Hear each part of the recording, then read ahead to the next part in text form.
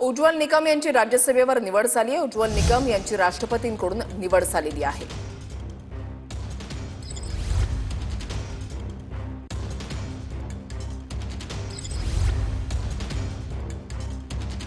ज्येष्ठ वकील उज्ज्वल निकम यांची आज राज्यसभेवरती निवड झालेली आहे आणि ते स्वतः आपल्या सोबत आहेत। आपण त्यांच्याकडून जाणून घ्या। सर, काय सांगाल आज तुमची राज्यसभेवर निवड? निश्चित माझ्या आयुष्यातील हा एक महत्त्वाचा आणि आनंदाचा क्षणच आहे, कारण राष्ट्रपती महोदयांनी माझी त्यांचा एक सभासद म्हणून राज्यसभेवरती नियुक्ती करणं हे मला, माझ्या कुटुंबियाला आणि माझ्या जळगावकरांना अत्यंत अभिमानास्पद करत आहे। असं आहे, पंतप्रधान मोदीजी हे उत्कृष्ट मराठी बोलतात। आपल्या काही भाषणांना महाराष्ट्रात मराठीत सुरुवात करतात, नंतर हिंदीत भाषण करतात। पण ज्या वेळेला मला काल 8:44 त्यांचा फोन आला आणि ज्यावेळेला ऑपरेटरने त्यांना कनेक्ट करून दिला, त्याला म्हणाले, उज्ज्वलजी मी मराठीत बोलू का हिंदीत बोलू?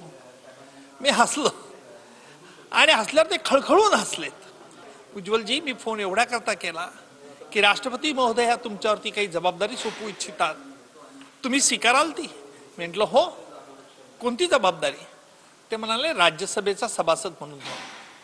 परंतु एक गोष्ट लक्षात ठेवा, ही गोष्ट कोणाला सांगू नका। पण मोदी साहेब माफ करा, ती गोष्ट लगेच मी माझ्या पत्नीला सांगितलं, कारण माझ्या चेहऱ्याचे माझ्या मुलाला फोन करून, सुनेला आणि धाकट्या नातवाला काही कळलं नाही हरिंजेला, परंतु माझ्या चेहऱ्याच्या आविर्भाव मी लपवू शकलो नाही। सांगाल आज साहेबांची निवड झाली राज्यसभेत? अतिशय आनंद झालाय।